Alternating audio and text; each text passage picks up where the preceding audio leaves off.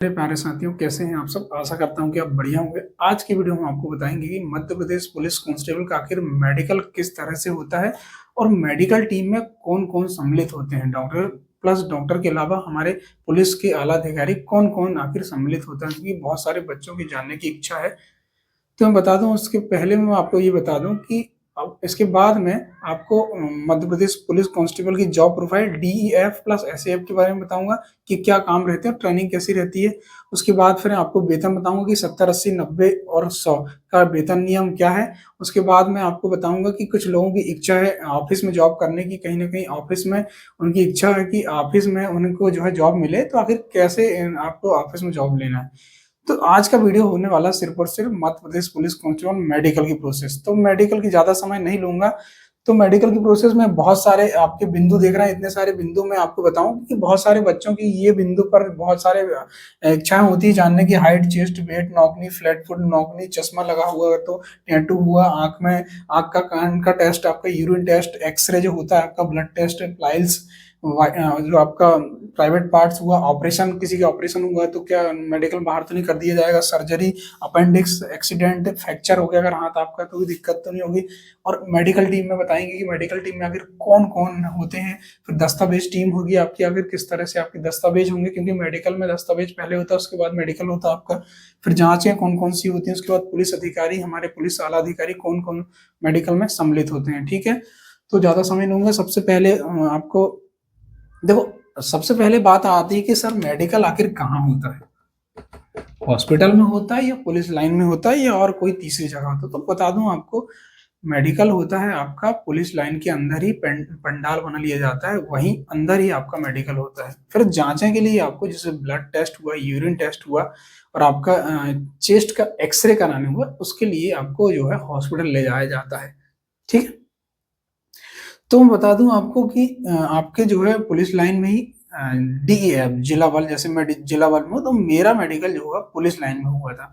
और एसएएफ का जो होता है बटालियन में होता है आपका मेडिकल, बटालियन में कैंप लगाकर आपका मेडिकल होता है। बाकी जांचों के लिए आपको हॉस्पिटल, बस के द्वारा हॉस्पिटल ले जाया जाता है। ठीक है, अब बात आती है कि सर सर्वप्रथम क्या होता है। तो जैसे ही आप आए भाई मेडिकल देने के लिए, तो सर्वप्रथम होती है आपकी प्रोसेस दस्तावेज परीक्षण में। दस्तावेज परीक्षण में अलग से वीडियो बनाऊंगा कि दस्तावेज परीक्षण में आपको क्या क्या अनुप्रमाणन फॉर्म, 16 पन्नों का अनुप्रमाणन फॉर्म आपको सर्वप्रथम भरना होता है और कौन कौन से दस्तावेज आपको लगने होते हैं, मैं एक अलग से सेपरेट वीडियो बना दूंगा।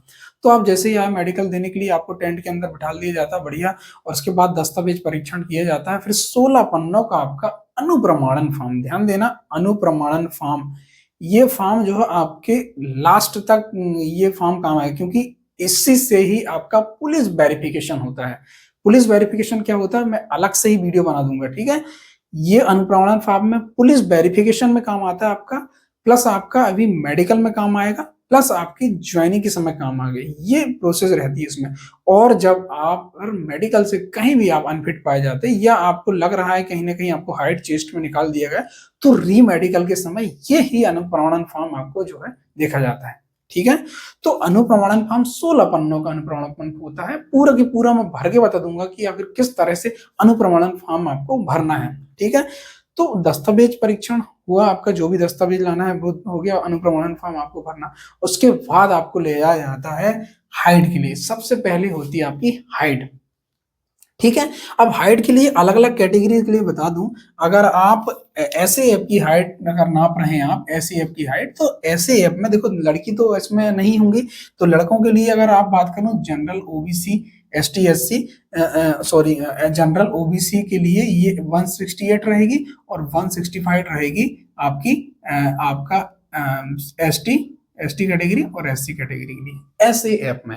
अब डी ऐप की अगर मैं बात करूं, डी ऐप में गर्ल्स भी हैं। ठीक है, गर्ल्स भी, तो आपने देखेंगे आपकी इसमें होंगी आपको 168 इसमें हाइट होना चाहिए आपकी, किसके लिए, ओबीसी, एससी, है ना, एससी भी ऐड है इसमें, 168 होना चाहिए एससी की, बॉयज की, और आपका जनरल की, है ना। ओबीसी हो गया, जनरल हो गया, एससी हो गया। अब एसटी के लिए हाइट की अगर बात करूं तो आपके लिए होना चाहिए 160 सेंटीमीटर।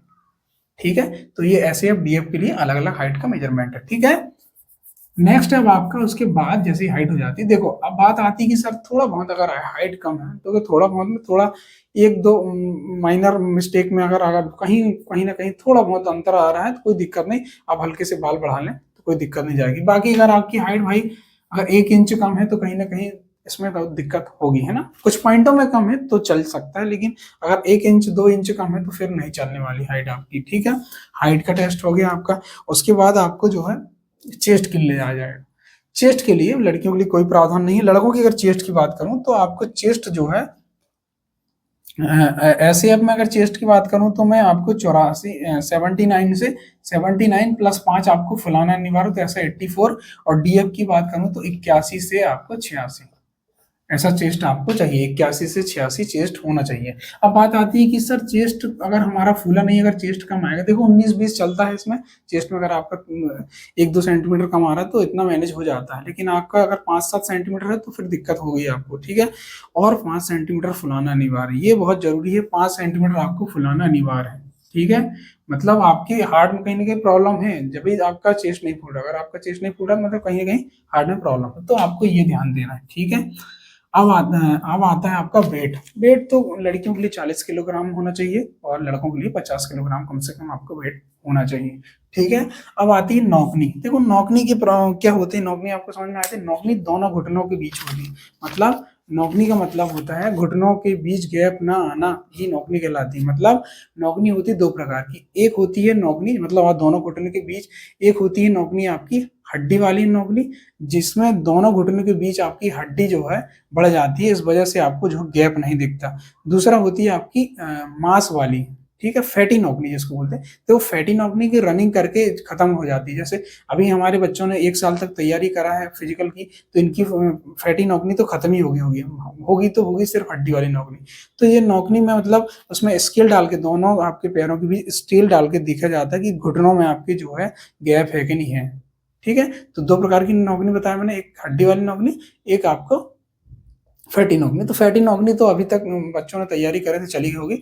अब हड्डी वाली नौकनी जो है दूर नहीं होती, फैटी नौकनी बहुत आसानी से दूर हो जाती। बहुत समय लगता है हड्डी नौकनी को दूर करने के लिए, ठीक है।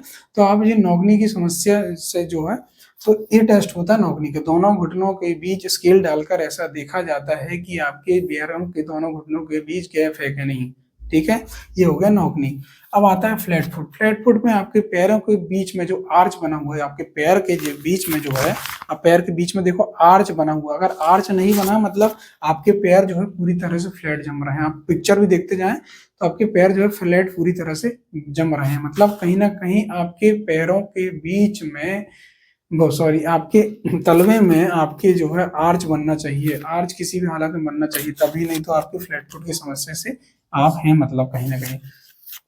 अब आती है कोहनी। देखो कोहनी जो ऐसे हाथ देखा जाता है, जैसे मेरे हाथ देख रहा है, मेरे दूध देख रहा है, ये दोनों हाथ देखा जाता है, कहीं सीधे हैं कहीं टूटे, कई के तिरछे हाथ रहते हैं ना, तो ये हाथ देखा जाता है, जैसे कोहनी आपकी देखी जाती है, ठीक है। बाकी सिंपल है, कोई डरने की बात नहीं है। बहुत आती है टैटू की। देखो कई लोग होते हैं जो इधर भी टैटू, पूरे बॉडी में टैटू बना लेते हैं। देखो थोड़ा बहुत टैटू तो चल जाता है, यहाँ टैटू चल जाता है, लेकिन अगर आपके पूरे हाथ पर बदन पर आपके वो टैटू है तो फिर आपको समस्या जा सकती है, क्योंकि यहाँ पर आपको जो है पूरी बनियान आपकी उतरा ली जाती है। आपको जो है खुले आपको देखा जाता है कि आपको जो है कहीं ना कहीं आपकी बॉडी में कहीं प्रॉब्लम नहीं होना चाहिए, क्योंकि जब चेस्ट नापा जाता है तो आपको जो है पूरी बनियान उतार के जो है चेस्ट नापा जाता है। उसी समय जो है टैटू और ये सब चीजें देख लिया जाता है, ठीक है।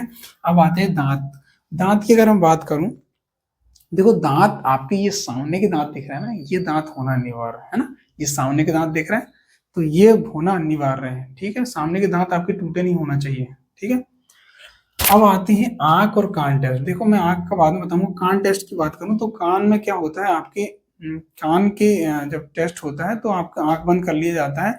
उसके बाद जो है एक वाद्य यंत्र होता है, उसको बजाया जाता है। ऐसे आपके दोनों कानों के राइट साइड में बजाया जाएगा वाद्य यंत्र, तो पूछा जाएगा कि आप किस तरह से, किस साइड से आवाज आ रही है। जैसे इधर साइड बजाए तो आपको बताना है कि राइट हैंड साइड जो है आवाज आ रही है वाद्य यंत्र की। फिर इधर से जो है मतलब थोड़ा बजाने वाला रहता है सिस्टम उसमें, तो बजा दिया जाता है और फिर पूछा जाता है आपसे कहाँ जो है किस तरह से आवाज आ रही, कौन से साइड से आवाज आ रही। तो ये होता है कान टेस्ट। तो ये देखा जाता है कहीं आप जो है बहरे तो नहीं है, ठीक है।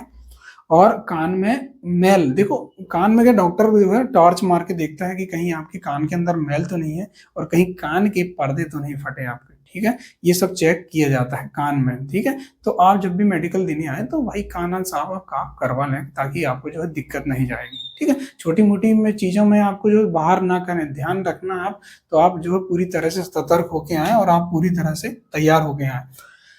आंख की मैं बात करूं, देखो आई टेस्ट जो होता है 6/9, 6/6 और 6/9, सॉरी 6/6 और 6/9, एक आंख से आपका 6/6, एक आंख से आपका 6/9, ये विजिबिलिटी होना चाहिए आपकी, ये आपको होना चाहिए। देखो एक होता है स्नेलिंग आई चार्ट। स्नेलिंग आई चार्ट होता है आपका इंग्लिश का, आपका हिंदी वर्णमाला में और आपका इंग्लिश वर्णमाला में, मतलब इंग्लिश के कैपिटल वर्ड में लिखा रहते हैं और ये होते हैं नंबरिंग लिखी होती है। आपको 1 से 10 तक गिनती लिखी हुई होती है, फिर आपको काखा गाघा हिंदी वर्णमाला लिखी होती है, उसके बाद आपका ए टू जेड इंग्लिश में लिखा हुआ था।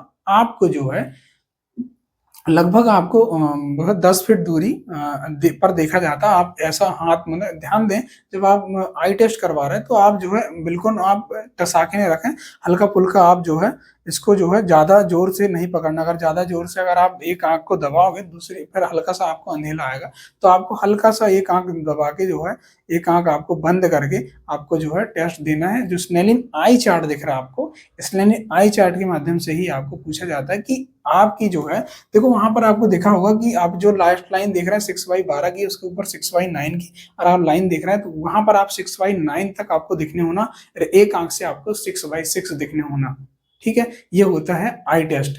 आई टेस्ट में दूसरा और टेस्ट होता है कलर ब्लाइंडनेस टेस्ट। आपको जो है रंगों में भेद पहचानना होता है। एक पोर्ट्रेट आपका चार्ट होता है, पोर्ट्रेट ई चार्ट होता है, आप देख रहे हैं पोर्ट्रेट ई चार्ट के अंदर, एक पोर्ट्रेट के अंदर कलर में जो है आपको नंबर लिखे रहते हैं, इसमें आपकी ABCD लिखी होती है, आपके जो है हिंदी वर्णमाला के आपको शब्द लिखे होते हैं। आपको ये पहचानना होता है कि आखिर इसके अंदर लिखा क्या हुआ है। उसमें आपको मिलेंगे डबल वर्ड भी मिलेंगे, सिंगल वर्ड भी मिलेंगे, तो आपको पहचानना होता है कि आखिर उसमें लिखा क्या होता है। ये होता है कलर ब्लाइंडनेस टेस्ट पोर्ट्रेट ई चार्ट के माध्यम से। तो आपको ये पहचानना होता है आई टेस्ट में, ठीक है। अब आता है आपका ब्लड टेस्ट। देखो हॉस्पिटल में आपको ये ले जाया जाता है, उसके बाद आपको जो है ब्लड टेस्ट होता है, ठीक है। ब्लड टेस्ट होगा आपका, ब्लड टेस्ट में आपको ब्लड सैंपल लिया जाता है, ये देखा जाता है कहीं गंभीर बीमारी तो नहीं है आपको। और आपका यूरिन टेस्ट होता है, इसमें कहीं शुगर की प्रॉब्लम तो नहीं है, ये देखा जाता है ना आपका यूरिन टेस्ट में। फिर एक्सरे होगा आपका, चेस्ट के एक्सरे होगा, कहीं चेस्ट में भी प्रॉब्लम तो नहीं, ये देखा जाता है, ठीक है। तो चेस्ट के एक्सरे हो गया। उसके बाद आपका देखो एक और बात बताते हैं कि सर हमें कहीं चश्मा लगा तो हमें दिक्कत नहीं है। देखो चश्मा उतार के भी आपका मेडिकल टेस्ट ले लिया जाता है, आई टेस्ट, और आपको चश्मा पहन के अगर अच्छा है आपकी, चश्मा पहन के भी आप टेस्ट दे सकते, कोई दिक्कत नहीं जाने वाली। पिछले बार मैंने लास्ट टाइम मैंने दो आपका बैच है उससे उसको जो मैं मेडिकल करा चुका हूँ। आखिर किस तरह से होता मेडिकल में आपको पूरी प्रोसेस बताना। पाइल्स का टेस्ट एक बात होती है कि पाइल्स का टेस्ट, देखो एक बात होती है जब बच्चे जो है परेशान होते हैं कि सर कहीं प्राइवेट पार्ट्स होते हैं, प्राइवेट पार्ट्स नहीं चेक, कहीं कहीं जगह होती है प्राइवेट पार्ट्स, लेकिन प्राइवेट पार्ट्स जो है चेक नहीं होते हैं, ठीक है। आप परेशान बिल्कुल ना हो। और ये आते हैं पाइल्स की, देखो पाइल्स साइज कोई समस्या नहीं है, कोई दिक्कत नहीं है, कहीं टेस्ट नहीं होता। देखो ऑपरेशन हुआ, देखो भाई आप फ्यूचर में कहीं ऑपरेशन हुआ, कहीं बड़ा ऑपरेशन हुआ आपका, तो कहीं दिक्कत नहीं जाने वाली। बस ये है कि आप जो है स्वस्थ रहें, हष्ट पुष्ट रहें, नौकरी करने लायक हैं आप, ऐसे होना चाहिए बस। आप ये परेशान ना हो कि आप फ्यूचर में आपका पेट का ऑपरेशन हुआ होगा या पैर का ऑपरेशन होगा, तो कोई दिक्कत नहीं जाने वाली, ठीक है। नेक्स्ट आते हैं आपके सर्जरी। देखो सर्जरी में कोई प्रॉब्लम नहीं है, अपेंडिक्स पे है आपको कोई प्रॉब्लम नहीं है, अपेंडिक्स का ऑपरेशन हो जाता है। एक्सीडेंट हुआ है फ्यूचर, कहीं हाथ पैर टूट गया तो भी कोई दिक्कत नहीं जाने, बस आप सुरक्षित होना चाहिए, सही होना चाहिए, आपकी पुलिस में जॉब करने लायक आप होना चाहिए। मतलब ये कि आपके हाथ पैर सब बढ़िया होना चाहिए व्यवस्थित तरीके से, ठीक है। अगर फ्रैक्चर हो गया तो भी कोई दिक्कत नहीं आने। अब बात आती है कि सर मेडिकल के समय धोखा से अगर हम खुदा ना खास्ता हमारे साथ कोई घटना हो जाती तो क्या हमें बाद में भी बुला लिया जाता? तो ऐसा कुछ नहीं है, जब मेडिकल आपको कराया जाएगा तभी आपको आना है, नहीं तो फिर पुलिस मुख्यालय के पास जाना होगा आपको, वहां पर आपको आवेदन देना होगा, तब जाके आप जो है बाद में मेडिकल दे पाएंगे, ठीक है। अब आती है मेडिकल टीम में कौन कौन शामिल है। देखो मेडिकल टीम में बहुत सारे डॉक्टर शामिल होते हैं। एक होता है आपका दांत का डॉक्टर, एक होता है आपका आई का डॉक्टर, ये एक होती है आपकी ये टीम जो होती है जो यूरिन टेस्ट ब्लड टेस्ट करवाती है।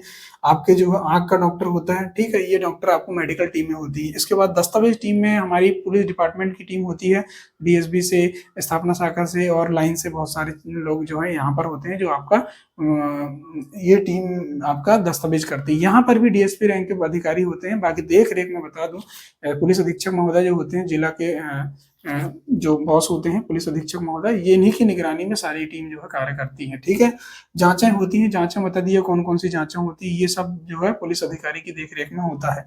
पुलिस अधिकारी आखिर कौन कौन होते हैं, तो इसमें आपको मिलेंगे आईपीएस जो पुलिस अधीक्षक महोदय होते हैं, उसके एडिशनल रैंक और डीएसपी लोग और टीआई सस्पेक्टर और सारे के सारे हमारे आला अधिकारी इस टीम में शामिल होते हैं। ठीक है, तो ये तो हो गई दोस्तों मेडिकल की प्रोसेस की। बहुत सारे बच्चों की जानने की इच्छा की आखिर मेडिकल किस तरह से होता है। अब तो आपके दिमाग से ये सब चीजें जो है अब कहीं ना कहीं आपका डर खत्म हो गया कि मेडिकल, देखो बहुत ही सिंपल मेडिकल होता है, आप बिल्कुल घबराए नहीं। थोड़ा बहुत 19-20 अगर हो गया तो चलेगा, बाकी इसके बाद अगर धोखे से आपको कहीं हाइट में, चेस्ट में, वेट में, नॉकनी में, फ्लैट फुट में यहाँ पर निकल जाते हैं तो आपके पास एक और ऑप्शन बनता है रीमेडिकल की। रीमेडिकल की प्रोसेस मैंने अपने यूट्यूब चैनल, आप मेरे यूट्यूब चैनल पर जाएंगे, रीमेडिकल की प्रोसेस क्या होती है आप समझ लेंगे। कहीं ना कहीं अगर आप मेडिकल में अनफिट पाए जाते हैं तो फिर आपको अधिकार होता है कि आप रीमेडिकल के फॉर्म बना के, प्रोसेस किस तरह से होती है रीमेडिकल की वो वीडियो बनाया मैंने, क्योंकि कहीं ना कहीं 19-20 अगर हो जाता है खुद से आपको जो है मेडिकल में अगर बाहर निकाल दिया जाता है तो फिर रीमेडिकल की प्रोसेस कैसे होती है मैंने वीडियो में बताया हूँ, तो आप मेरे चैनल पर जाकर देख सकते हैं। ठीक है, अगर आप कहेंगे तो मैं इसको प्रैक्टिकली तौर पर, पूरा प्रैक्टिकल तौर पर मैं बताऊंगा कि आखिर मेडिकल किस तरह से होता है, एक दूसरा रीमेडिकल की प्रोसेस भी बताऊंगा पूरा प्रैक्टिकली तौर पर। ठीक है दोस्तों, इसके बाद नेक्स्ट वीडियो आपके लिए लाऊंगा वेतन और जॉब प्रोफाइल और वर्क कैसा होता है, ट्रेनिंग कैसी होती है, बहुत सारी वीडियो आपके लिए लाऊंगा। अगर आप चैनल पे नए हैं तो मेरे चैनल को सब्सक्राइब जरूर करेंगे और वीडियो अच्छा लगा तो लाइक जरूर करेंगे और अपने दोस्तों तक शेयर जरूर करेंगे। ठीक है दोस्तों, तो ये थी मेडिकल की प्रोसेस। वीडियो कैसा लगा, ठीक है, जय हिंद जय भारत।